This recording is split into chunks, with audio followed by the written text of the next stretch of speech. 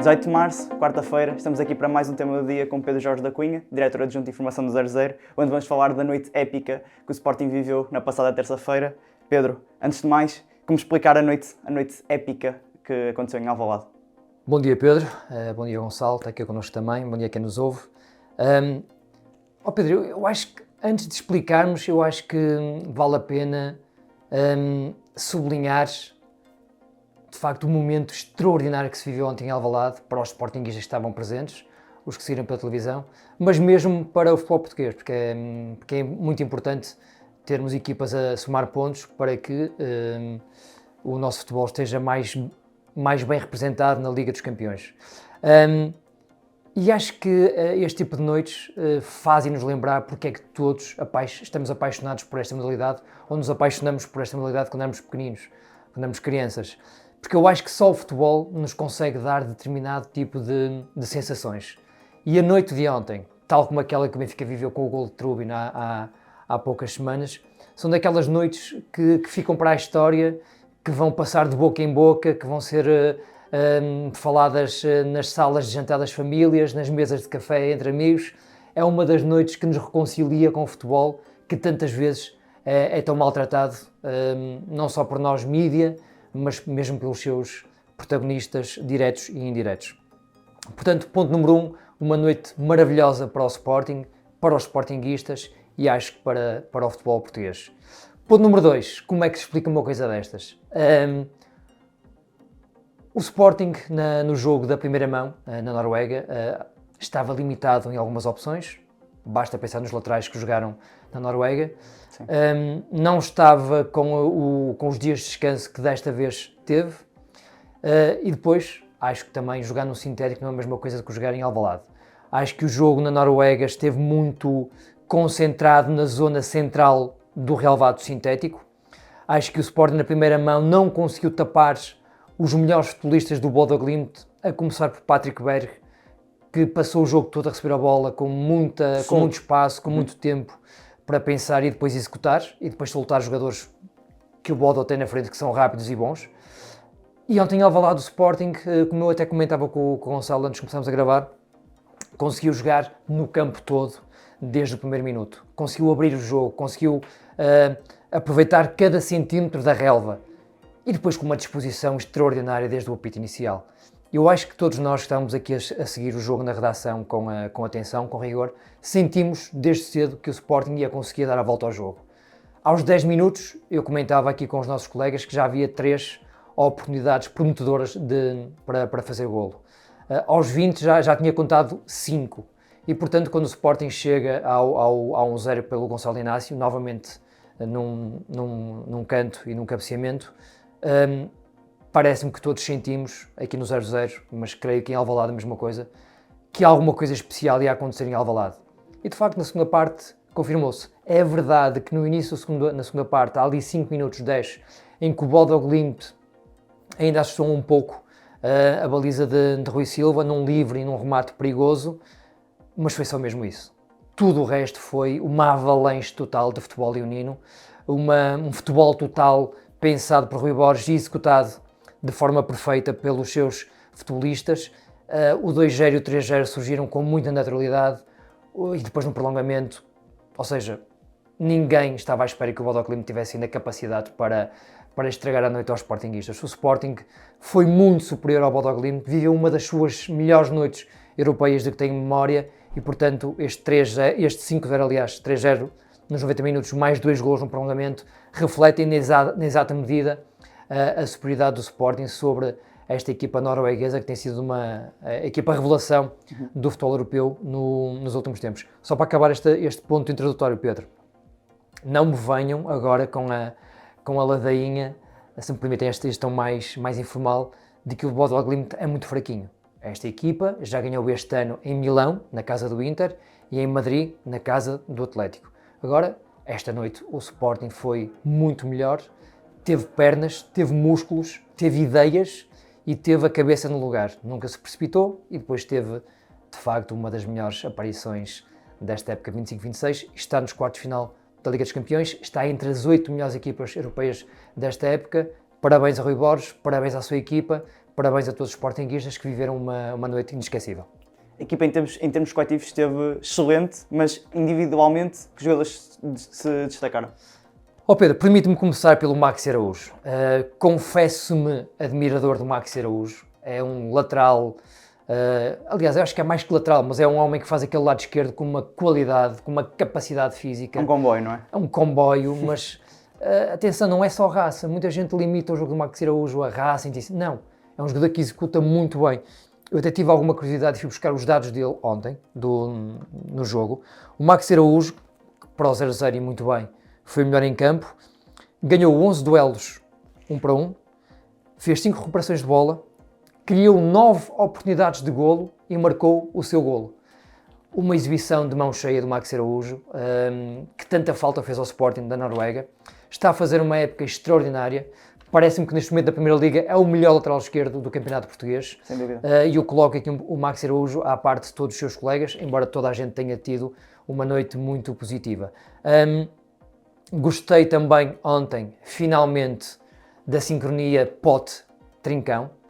Dois jogadores que já há muitos anos que jogam juntos e se entendem muito bem. Ontem vi mais Pote, vi mais Trincão. Eles andavam um bocadinho intermitentes, principalmente o Pote, que tem atravessado muitos problemas físicos. O Luís Soares, mais uma vez, faz uma exibição de gala. É um avançado. Eu não quero cometer, se calhar, a precipitação de dizer que o Sporting conseguiu contratar melhor que Gyökeres, porque Gyökeres em duas épocas deixou 100 golos em Alvalade.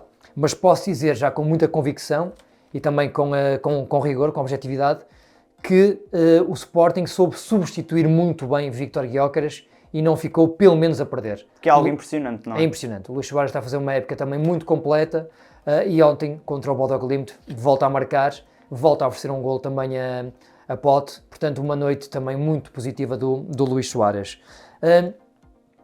De resto, gostava também de salientar mais um elemento. Eu, a semana passada, falei aqui sobre o Morten Hjulmand, sobre o lado menos bom do capitão do Sporting, e repito, porque é verdade. O Morten Hjulmand tenha usado e abusado do seu estatuto de capitão para protestar constantemente com as equipas de arbitragem, mas, tal como eu também escrevi no meu espaço de opinião, o Campo Pelado, na época passada, o Morten Hjulmand é um futebolista fabuloso, é um médio completíssimo que me encanta. E quando está preocupado em jogar futebol, como ontem esteve, desde o primeiro minuto, é de facto um executante fabuloso, provavelmente até o jogador mais influente deste Sporting. Grande exibição do Morten Hjulmand, a fazer aquilo que mais bem sabe, receber, passar, estar sempre bem posicionado, recuperar a bola, comunicar com os colegas e, depois, de forma cirúrgica, a falar com a equipa de arbitragem também, mas com modos, com educação e não da forma, às vezes, descontrolada que o tem feito. Portanto, muita gente com nota altíssima. Só mais um nome para acabar este ponto número 2, Rafael Nel. Gosto do pouco que eu vi deste jovem avançado, parece-me haver aqui um jogador para o Sporting tratar com cuidado. Entrou, fez mais um golo, foi elogiado por Rui Borges, mas basta olhar para ele para perceber que tem ali qualquer coisa especial. Fisicamente muito robusto, trata muito bem a bola, movimenta-se muito bem, é um bom rematador e, portanto, sigo com curiosidade a evolução do Rafael Nel. Parece-me que o Sporting deve olhar para ele também com atenção. Foi a primeira vez que o Sporting conseguiu uma reviravolta assim? Olha, não. E às vezes o futebol também nos dá estas surpresas. Faz hoje precisamente 62 anos que o Sporting tinha conseguido uma reviravolta com a mesma dimensão. Na altura, na Taça das Taças, depois de perder em Manchester por 4-1 contra a United, o Sporting teve uma segunda mão também absolutamente histórica, inesquecível, e ganhou por 5-0 ao United, com um hat-trick do grande, inesquecível Osvaldo Silva, um golo do João Carvalho e um golo do Moraes, o cantinho do Moraes. Esta vitória contra o United, que era a única que tinha atingido estes números, pelo menos para conseguir a reviravolta, depois acabou por levar o Sporting à final da Taça das Taças e para a sua única conquista europeia até hoje. Portanto, o Sporting teve de esperar 62 anos para conseguir fazer algo deste género, que é absolutamente épico, heroico e que deixará certamente o mundo leonino bastante orgulhoso depois de uma noite destas. E quantas vezes o Sporting esteve nos quartos da Champions? Bem, aqui é que o Sporting tem de começar a estar mais vezes presente nesta fase da prova. Mais estabilidade, não é? Exatamente. Para, de facto, formalizar o seu crescimento europeu. Basta dizer que o Benfica já esteve 19 vezes nos quartos de final da Taça dos Campeões Europeus / Liga dos Campeões. O Futebol Clube do Porto já esteve 10 vezes, também nesta fase da prova, e o Sporting vai apenas jogá-la pela segunda vez. Portanto, é muito pouco para uma equipa, para um clube desta dimensão. Na primeira vez que lá chegou, curiosamente já foi há 43 anos, em março de 1983, ganhou em casa a Real Sociedade por 1-0, com um golo do saudoso Manuel Fernandes, e depois no País Basco acabou por não conseguir segurar a vantagem e perdeu por 2-0. Pedro, o Sporting teve que esperar 4 décadas para voltar a chegar aos quartos de final da Liga dos Campeões. Aliás, o Sporting nunca tinha ganho um jogo a eliminar neste novo formato da Liga dos Campeões, e portanto só agora é que aconteceu, ainda por cima com estes números, com este aparato emocional, com esta pancada fortíssima no seu adversário, e o Sporting tem de se habituar a estar aqui mais vezes presente nos 8 melhores da Liga dos Campeões, se quiser também confrontar Porto e Benfica a nível interno com estes números, porque a dimensão europeia de Porto e Benfica tem sido muito superior à apresentada pelo Sporting. Portanto, é um bom começo de conversa. O Sporting está entre os 8 melhores da Europa, tem de estar mais vezes. Por fim, segue-se o Arsenal, e agora, o que é que se pode esperar desta eliminatória? Bem, para começar, vamos assistir ao regresso de Víctor Gyökeres a Alvalade. E eu lembro-me perfeitamente que no passado verão, depois de toda a polémica, em que o Víctor Gyökeres recusou a treinar-se pelo Sporting, a forçar a saída para o Arsenal, que me perguntaram aqui num direto da SIC que fizemos o ano passado, no verão, como é que Gyökeres seria recebido em Alvalade se o Arsenal viesse jogar a Lisboa para a Liga dos Campeões. Na altura respondi exatamente aquilo que vou responder agora. Parece-me que os adeptos do Sporting vão olhar para o lado bom e vão receber Víctor Gyökeres com um aplauso, com uma ovação, com um abraço, digamos assim, porque foram 2 anos muito fortes do avançado sueco em Alvalade, com números extraordinários. Estamos a falar de um dos melhores goleadores estrangeiros da história do Sporting, e portanto neste regresso a Alvalade o Víctor Gyökeres vai querer marcar, vai querer celebrar, e ele este ano em Arsenal não está a conseguir os números que conseguiu em Alvalade, mas já leva 16 golos. Melhorou bastante estes últimos compromissos. A partir de janeiro parece-me que o rendimento dele subiu bastante no Arsenal. Ele tem já 41 jogos oficiais esta temporada, 36 deles a titular. Tem jogado com muita regularidade na frente de ataque, pensada por Mikel Arteta, e portanto diria que é o dado mais curioso deste reencontro entre Sporting e Arsenal, não esquecendo que o Sporting ainda há poucos anos eliminou o Arsenal numa competição europeia com aquele golo maravilhoso do Pote, quase no meio campo, no Emirates. Pedro, depois estamos a falar de uma equipa que lidera a Premier League, está muito bem lançada para voltar a ser campeã, depois destes anos todos de espera. Uma equipa que fez 49 jogos oficiais esta temporada e perdeu apenas 3 vezes. Perdeu em casa contra o United já em janeiro e perdeu fora também para a Premier League no Aston Villa, e na casa do Aston Villa em Birmingham, e no Anfield Road contra o Liverpool. É uma equipa poderosíssima, é uma equipa de autor, é uma equipa muito forte nos lances de bola parada. Muito forte mesmo. Até fizemos ano passado um trabalho com o responsável pelas bolas paradas do Arsenal. Nem sei se foste tu que fizeste, por acaso. Foste tu que fizeste, altura, tinha essa ideia. Estava a olhar para ti e estava a lembrar disso. E portanto é uma equipa que quer mandar no jogo com bola, mas que consegue ser cínica também.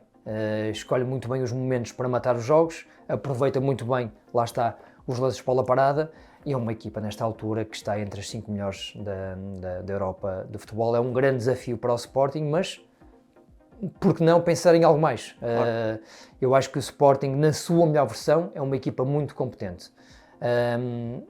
Quando não consegue agarrar o jogo desde o início, entrega-se muito ao adversário, e depois tem tido alguns apagões na segunda parte que são um bocadinho estranhos para quem está a analisar. Em Braga, por exemplo, ou mais recente, a equipa faz uma primeira parte de grande competência e depois desaparece completamente do jogo.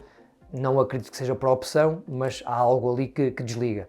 Se o Sporting for competitivo durante os 180 minutos, eventualmente prolongamento e penaltis, pode dar luta a este Arsenal, não esquecendo que do outro lado há uma equipa que tem, além do Gyökeres, o Saka, que é um extremo maravilhoso, incontrolável muitas vezes. Lembro-me de eu ver jogar no Estádio do Dragão e de ficar maravilhado de facto com a qualidade deste jovem. E depois no meio campo também destacaria a dupla Declan Rice-Zubimendi. O Declan Rice que está a lutar com o Bruno Fernandes para ser o melhor jogador da Premier League desta temporada, um jogador também que me encanta.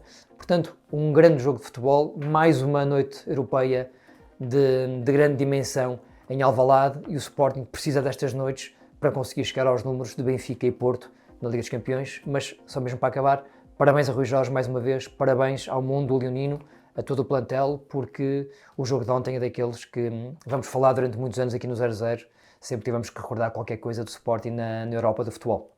Obrigado, Pedro. Esta quarta-feira não perca mais um episódio do Negócio Mistério, onde se vai falar do negócio do Renteria no Porto e mais um episódio do Canto do Benfica. Fiquem connosco, fiquem com o 0-0.